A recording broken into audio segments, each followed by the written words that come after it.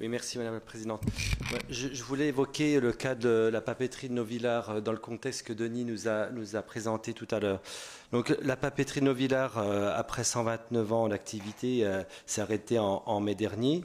Elle repose sur une activité qui a de nombreux atouts et qui est au cœur de nombreux enjeux locaux, l'emploi évidemment, l'énergie avec le projet de biomasse, le traitement de quantité de papier et carton qui sont ramassés en Franche-Comté par les collectivités et les entreprises d'insertion qui sont donc traités là-bas.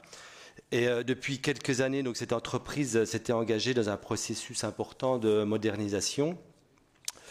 Alors, de ce que je sais, des dernières informations qui sont certainement pas complètes, mais Denis me complétera, j'espère. Donc, le repreneur, Monsieur Gemayel, avait prévu un investissement d'environ 3 millions. Et afin d'améliorer la rentabilité de l'outil, de encore moderniser ce bel outil. Et bien que grâce à la garantie exceptionnelle de la région et de Zéo qui devait se monter, je crois, à 58%, j'ai vu 2 chiffres, donc je ne suis pas sûr, le pool bancaire de 5 banques ne devait garantir donc que de 231 000. Ça fait quand même que 31 000 par banque. Ça fait quand même pas énorme. Enfin, quoi qu'il en soit, si déjà la région et Oseo garantissent à 50% environ l'emprunt, il reste peu pour le pool bancaire. Donc, elles ont signifié, m'a-t-on signalé, la semaine dernière à la Banque de France, leur refus de cautionner cet emprunt. Donc, on se retrouve au point zéro. Ne doit-on pas, dans ce contexte,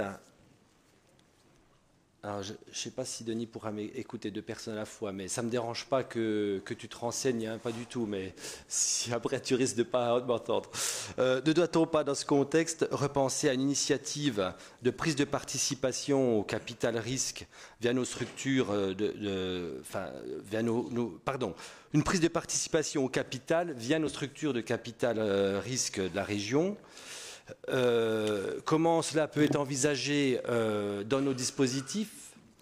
Et je dirais, sans aller jusqu'à l'initiative du Conseil général de l'Eure, qui a départementalisé pour 22 millions d'euros la papeterie de Réal à Alizay, afin de permettre une reprise dans de bonnes conditions, puis une revente avec des lots différents, hein, parce en fait, ils ont fractionné la papeterie en 3 lots, si j'ai bien compris. Nous pourrions envisager, dans un cas extrême comme cette papeterie, mais qui a un véritable avenir industriel et commercial, elle n'est pas en danger, hein, commercialement parlant, on pourrait donc envisager une forte mobilisation et un fort soutien de nos collectivités. Merci bien. Alors, beaucoup de questions.